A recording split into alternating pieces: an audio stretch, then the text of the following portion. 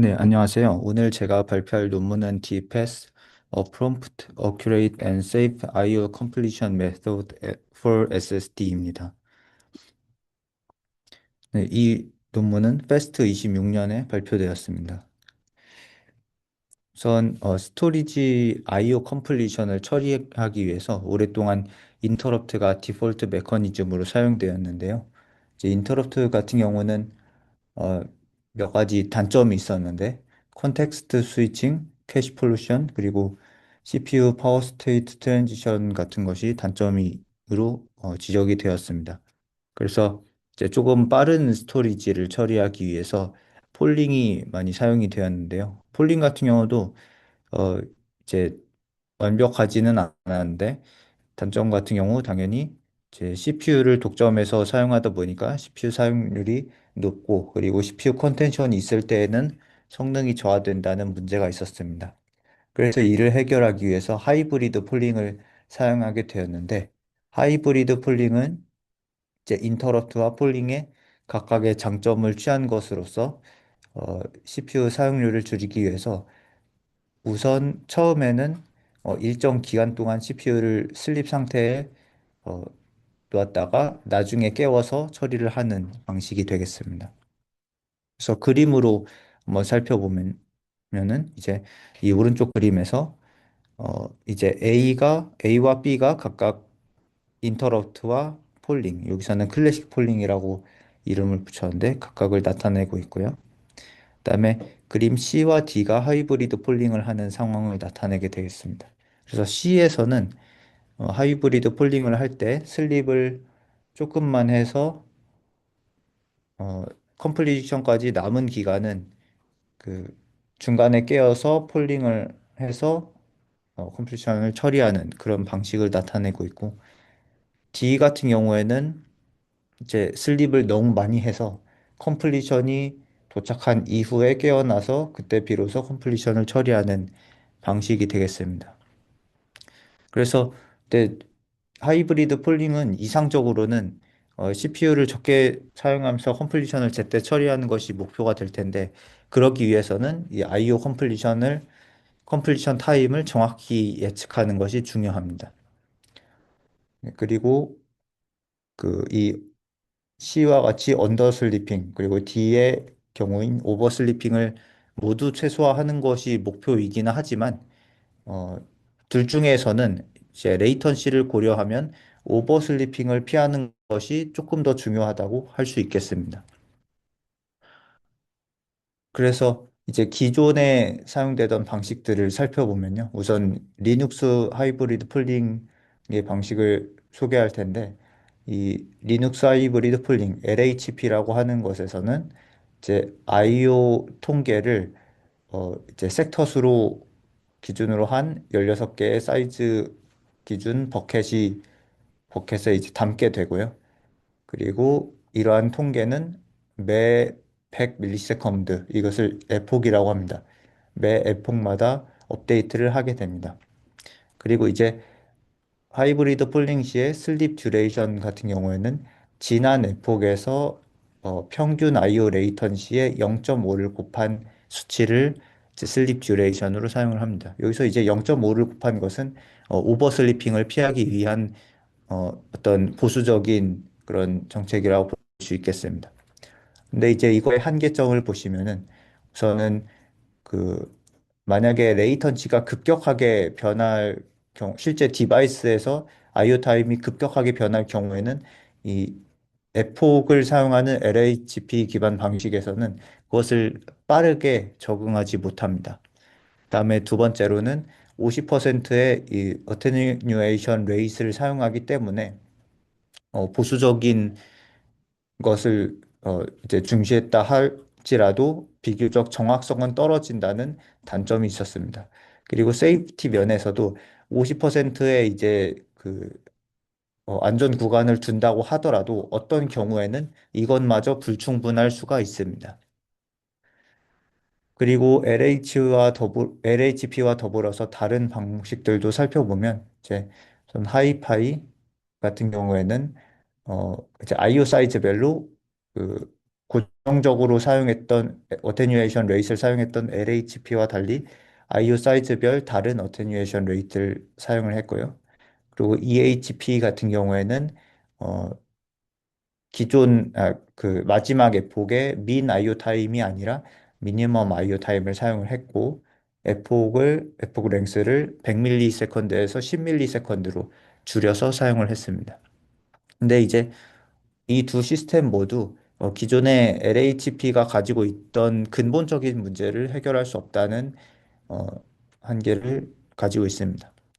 그리고 이제 마지막으로 여러 IO 컴플리션 방식을 조합해서 사용하는 시스템들도 있었는데 예를 들어 Select ISR 같은 경우에는 이제 어플리케이션 특성에 따라서 어떤 어플리케이션에는 폴링을 사용하고 다른 것에는 인터럽트를 사용하는 방식이 있었고 그다음에 Cint 같은 경우에는 그것도 역시 리퀘스트의 특성에 따라서 조금 중요도가 낮은 리퀘스트에 대해서는 인터럽트를 콜리싱해서 사용하는 그러한 방식을 사용하고 있었습니다.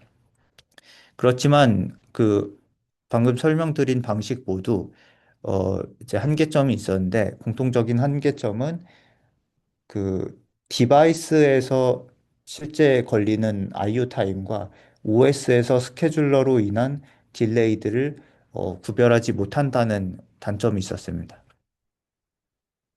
그래서 이 논문에서 제안한 파스라는 방식은 이제 그러한 부분을 기존의 시스템의 한계를 조금 더 개선을 하고자 한 논문이었는데요. 우선은 이 시스템의 디자인 고를 살펴보시면 우선 첫 번째로는 급격한 IO 타임의 변화에도 빠르게 적응할 수 있는 것이 하나가 있고, 그다음에 두 번째는 이제 당연히 이제 IO 타임이 변함에 따라서 로어 엔벨로프 그러니까 그 최대한 그 오버 슬리핑은 이제 피하면서 언더 슬리핑의 경우에도 최대한 그 차이를 줄여서 타이트하게 트랙하는 것이 목표가 되겠습니다. 그다음에 마지막으로는 실제 디바이스에서 측정되는 IO 타임과 프레딕션 에러를 구별할 수 있는 방법이 필요합니다. 그래서 이 논문에서는 프롬프트 액유레이트 앤 세이프티의 첫 자를 따서 파스라고 하는 레이턴시 트래킹 메커니즘을 어, 제안하고 있습니다. 이것의 이제 동작 방식을 살펴보자면 제 핵심 아이디어 자체는 다소 간단한데요. 어, 가장 최근에 두 개의 IO 리절트를 기준으로 삼습니다.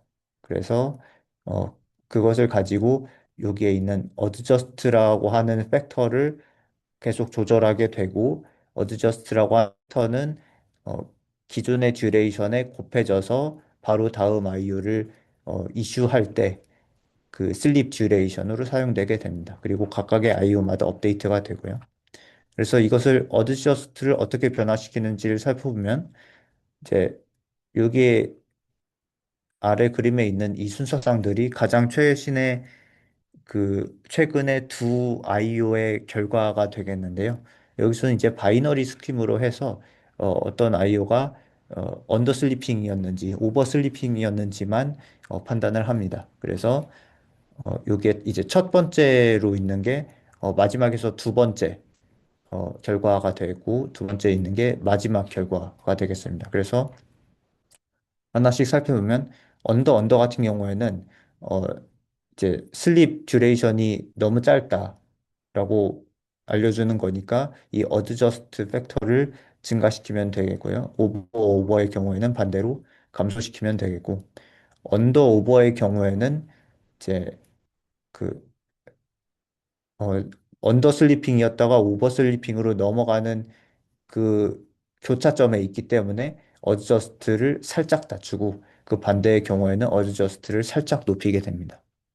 그래서 이러한 방식이 적용된 알고리즘을 살펴보시면 전 가장 처음에는 뭐 이런 식으로 이니셜라이즈를 합니다. 그래서 듀레이션은 이제 충분히 짧게 줌으로써 오버 슬리핑을 방지를 하고 그다음에 듀레이션을 짧게 줬기 때문에 오버 언더로 해서 그 다음에 어드저스트 팩터가 약간 증가할 수 있게끔 하였고요.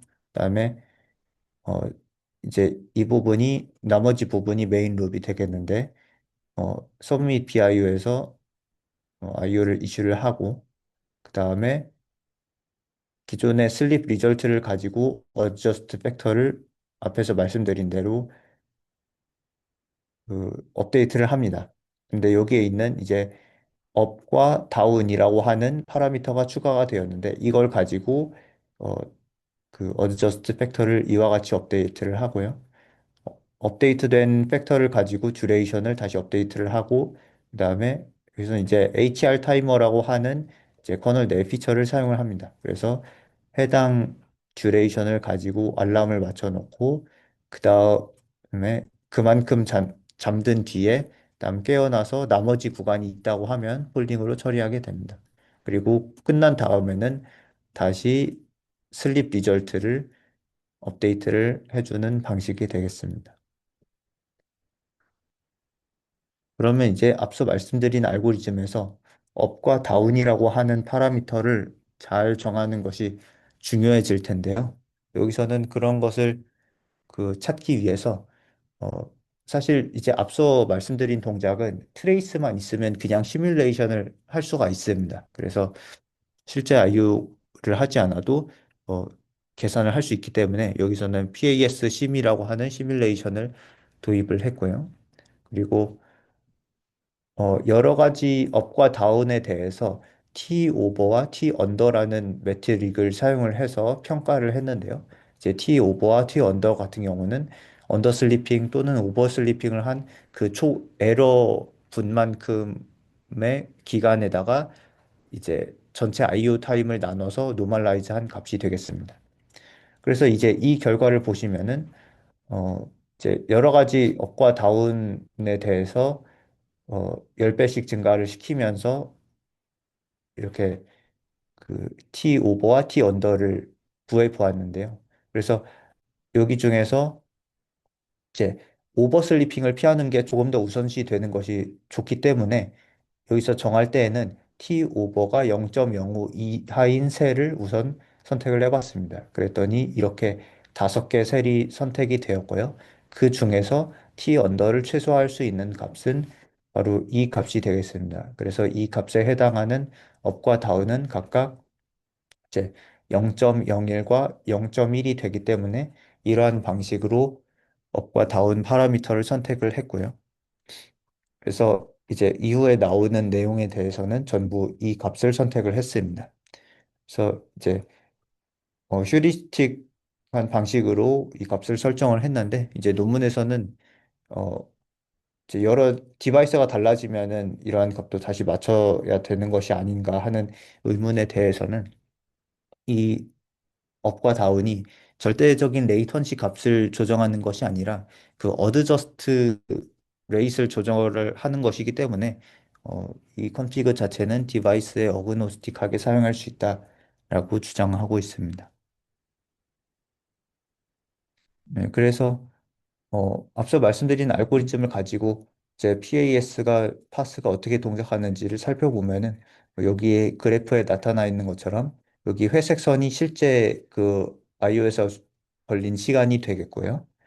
그다음에 이제 여기 나온 점선 같은 경우는 이 폭을 기반으로 한 기존 시스템에서 어, 슬립 듀레이션을 나타낸 것이고 그것보다 비교적 이제 파스라고 하는 것이 이 루얼 엔벨로프를 잘 트래킹하는 것을 알 수가 있습니다.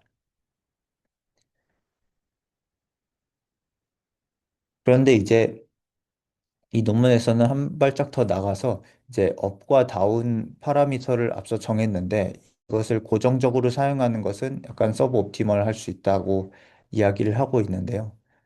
예를 들어서 이 A 구간의 실험 결과를 보면은 B 구간과 비교했을 때 이 구간에서는 비교적 IO 타임이 그렇게 많이 변하지 않는 모습을 볼 수 있습니다. 그래서 이런 경우에는 이제 업과 다운 파라미터를 조금 줄여서 그 변하는 양을 약간씩 줄이고 어, B나 B와 같은 구간에서는 그 조절하는 양 자체를 늘려서 비교적 타이트하게 IO 타임을 트래킹할 수 있도록 어, 제안을 하고 있는데요.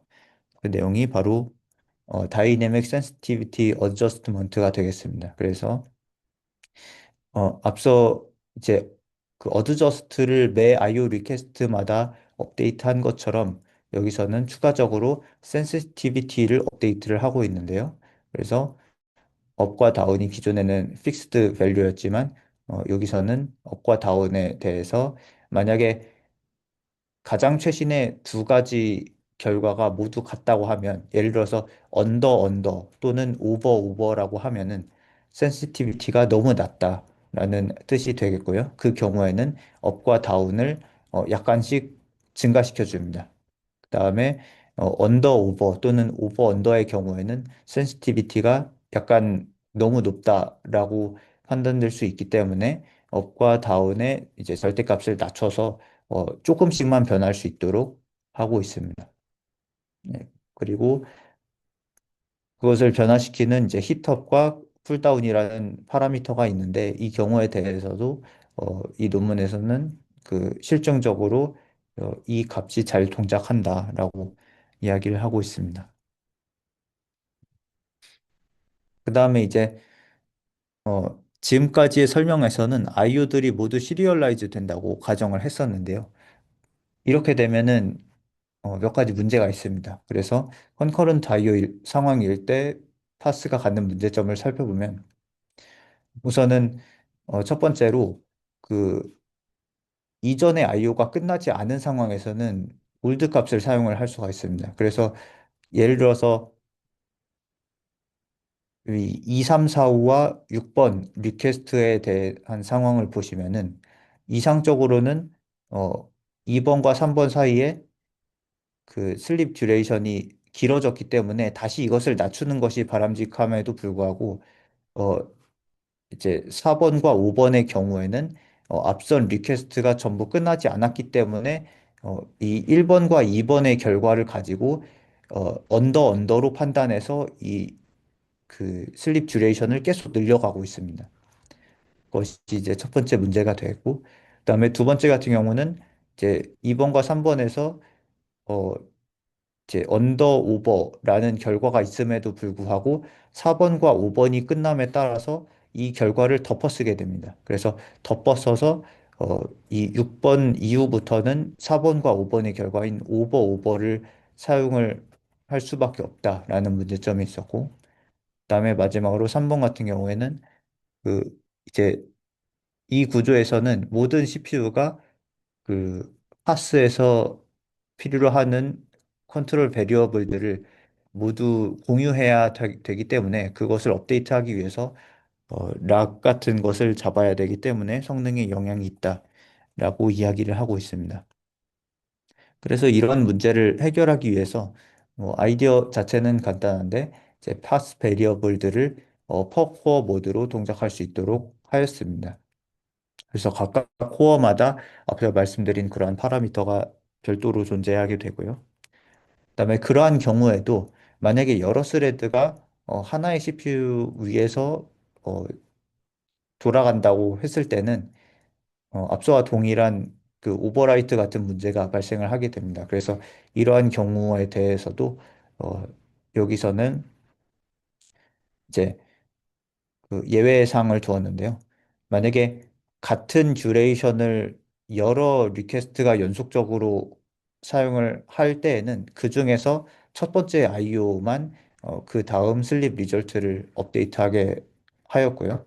그 다음에 같은 슬립 리절트를 공유하는 여러 IO 리퀘스트에 대해서는 첫 번째 것만 그 다음 슬립 듀레이션을 업데이트하도록 하였습니다. 그래서 여기까지가 파스에 대한 설명이었고요.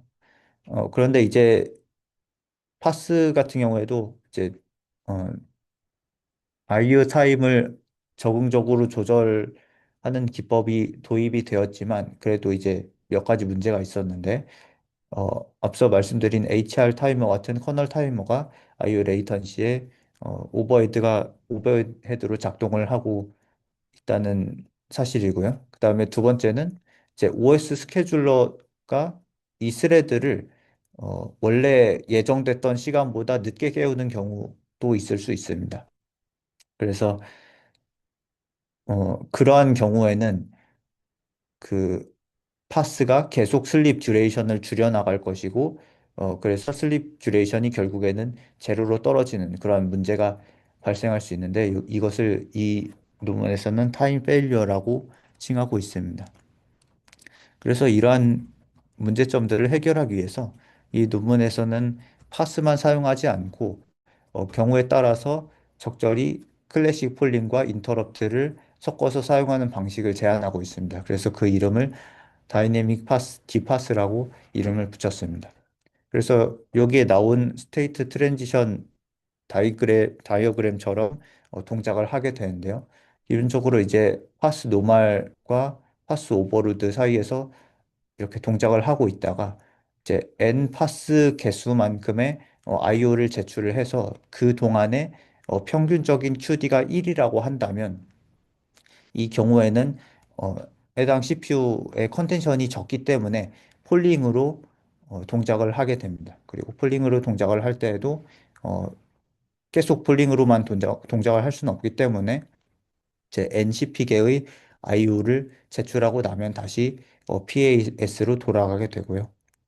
그 다음에 이제 만약에 타이머 페일러가 발생을 했을 경우에는 바로 인터럽트로 넘어가지 않도록 중간에 PAS 오버로드라는 스테이트를 두었습니다. 그래서 그 경우를 거쳐서 역시 이제 n파스만큼 IO를 동작시켰을 때 만약에 QD가 이제 정해진 세타만큼의 어, 값을 초과하게 되면은 그 이후에는 해당 CPU에 경합이 있다고 판단하여서 인터럽트 모드로 동작을 하게 됩니다.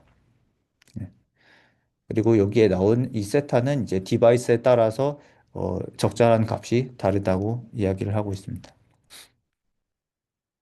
그래서 여기까지가 논문의 내용이었고, 실험 환경에 대해서 살펴보면 인텔 제온 CPU를 사용을 하였고, 그리고 192GB 메모리를 사용했고, 스토리지 같은 경우에는 인텔의 옵테인 SSD, 그리고 삼성 G SSD, 그리고 SK 하이닉스의 컨슈머형 SSD를 사용을 했습니다. 그 다음에 IO 컴플리션 메소드로는 디파스와 더불어서 베이스라인으로 인터럽트와 폴링, LHP, EHP를 사용을 했습니다. 전 마이크로 벤치마크부터 보시면은 이 실험에서는 이제 4KB 랜덤 리드를 수행을 하였고 CPU당 하나의 스레드를 사용을 했고요. 스레드 수를 1개에서 20개까지 늘려감으로써 스레드의 스케일러빌리티를 측정을 하였습니다. 여기서 이제 CP라고 표현된 것은 클래식 폴링의 약자로 폴링과 똑같다고 보시면 되겠습니다. 우선 이제 옵테인의 경우에는 스레드 8개까지는 폴링이 폴링이 인터럽트 대비 더 높은 성능을 나타냈고 그 이후에는 이제 디바이스의 스루풋 리밋에 도달하게 되었습니다. 그리고 GSSD와 P41에서는 이제 성능 이득이 옵테인보다는 낮았지만 높은 인터널 패러리즘으로 인해서 스레드 수에 따라서 비교적 스케일하는 경향을 보여주었습니다. 그리고 모든 SSD에서 이 CP와 D파스가 다른 방법 대비 우수한 성능을 나타낸 것을 확인할 수 있습니다. 그리고 이 오른쪽에 CPU 사용률을 보시면 이 LHP 같은 경우에는 스레드 수와 무관하게 약 50%의 CPU 사용률을 나타낸 반면에 EHP와 파스의 경우에는 레이턴시에 따라서 CPU 사용률을 이렇게 조절하는 것을 확인할 수 있습니다. GSSD에서는 스레드 수가 많아지면 이 노이즈로 인해서 EHP와 파스에서 슬립 타임이 줄어들어서 CPU 사용률이 높아졌고 반면에 이제 옵테인에서는 스레드 수가 많아지면 레이턴시가 길어지면서 그에 따라서 슬립 듀레이션이 낮아져서 CPU 사용률이 낮아지는 것을 슬립 듀레이션이 길어져서 CPU 사용률이 낮아지는 것을 확인할 수 있습니다. 그 다음에 이 파스 같은 경우에는 다른 하이브리드 폴링 기법 대비해서는 CPU 사용률이 가장 낮게 나타났고요. 그리고 이 실험에서는 이제 그 CPU당 하나의 스레드를 사용했기 때문에 이 D파스가 대부분의 경우에는 폴링 모드로 동작을 하였습니다. 그리고 여기서는 앞실험과 마찬가지로 앞실험에서는 4KB 랜덤 리드를 하였는데 여기서는 라지 사이즈의 IO를 수행을 하였습니다. 그래서 여기서도 이제 대체로 비슷한 결과를 나타내는데 LHP의 경우에는 CPU, 그러니까 IO 사이즈와 무관하게 CPU 사용률이 약 50% 정도를 유지를 했고요. 마찬가지로 EHP와 파스의 경우에는 IO 크기가 증가함에 따라서 CPU 사용률을 줄이는 것을 확인할 수 있습니다. 그리고 CP와 DPaS의 경우에는 대부분의 경우 역시 우수한 성능을 보였고, 다만 이제 P41에서 DPaS가 여기서 인터럽트 대비 약간 낮은 성능을 보였는데 그 이유는 테일 레이턴시가 증가함으로 인해서 그런 것이라고 설명하고 있습니다. 그다음에 여기서는 이제 리얼 IO 트레이스를 가지고 실험을 했는데요. 여기서는 스니아의 여러 IO 트레이스를 사용을 하였고 어, 벌린, 슬래커, 시스토르 같은 트레이스가 있습니다. 그리고 우선 이 벌린 같은 경우에는 라지 IO가 대부분을 차지하고요. 나머지 두 개는 비교적 작은 IO로 구성이 되어 있습니다. 그리고 이 실험에서는 CPU 컨텐션이나 백그라운드 IO는 없도록 스레드가 특정 CPU에서 동작하도록 구성을 하였고, 그다음에 GSSD와 P41에서 스몰 리퀘스트로 구성된 이 슬래커와 시스톨의 경우 보시면은 GC로 인해서 이 IOPS 플럭추에이션이 크게 나타났고요. 벌린의 경우에는 모든 SSD에서 이제 인터럽트와 다른 방법들과 한 성능 차이가 그렇게 크진 않았는데 그것은 이제 IO 사이즈 자체가 크기 때문인 것으로 어, 설명할 수 있습니다.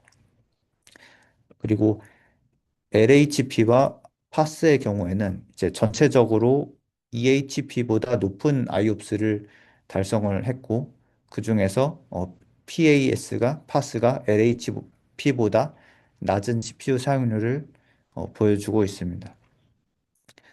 이 EHP의 경우 이 CPU 사용률이 높지 않은 데 비해서 IOPS 역시 높지 않아서 이제 두 지표 간 트레이드 오프를 보여주는 것을 확인할 수 있고요. 제 전체적인 실험에서 이제 D파스는 거의 모든 경우에서 최고에 가까운 퍼포먼스를 보여주는 것을 알 수 있습니다.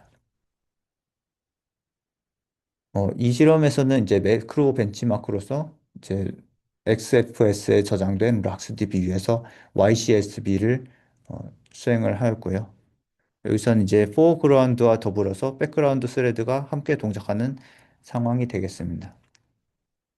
우선 옵테인에서는 이제 그 LHP, EHP, 파스의 경우에는 인터럽트 대비 어, 5%에서 8% 높은 어, 옵스를 달성을 했고 CP와 디파스의 경우에는 더 높은 옵스를 달성을 했습니다.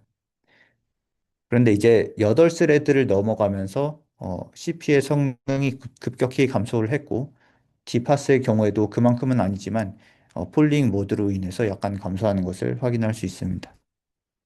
그래서 여기서 이제 CP의 성능 감소는 테일 레이턴시가 급격하게 증가하기 때문으로 설명을 하고 있고, 그리고 이제 이러한 경우를 제외하면 디파스는 거의 모든 실험에서 이제 최고의 성능을 달성하는 것을 알 수 있습니다. 이제 마지막으로 레이턴시에 관한 실험이 되겠는데요. 옥테인에서 CP의 평균 레이턴시는 어, 이 인터럽트보다는 낮게 나타났는데 GSSD에서는 그렇지 않은 것을 확인할 수 있습니다. 그래서 이로 인해서 결과적으로 옵스가 감소를 했고요. 그리고 특히 이제 C와 D의 테일 레이턴시에서 CP의 경우 테일 레이턴시가 굉장히 크게 나타났고 그리고 D 파스도 CP 동작으로 인해서 인트보다는 약간 높게 나타났지만은 제 CP에 비해서는 훨씬 완화된 결과를 확인하실 수 있습니다. 네, 결론입니다. 이제 기존의 하이브리드 폴링 방식에서는 급격한 IO 타임의 변화를 잘 적응하지 못했고, 그리고 결정적으로 OS의 스케줄러 딜레이나 프레딕션 에러를 실제 디바이스 딜레이와 구별할 수 없는 문제점을 가지고 있었습니다. 그래서 이 논문에서는 이제 슬립 듀레이션을 보다 정확하게 측정하기 위한 파스라는 기법을 제안을 하였고, 더 나아가서 이제 파스와 더불어서 어, 인터럽트 폴링의 여러 모드를 어, 적절히 전환할 수 있는 D파스라는 시스템을 제안하고, 실제 다양한 SSD에서 확인한 결과 대부분의 경우 좋은 성능을 나타내는 것을 알 수 있습니다. 네, 이상으로 발표를 마치겠습니다. 감사합니다.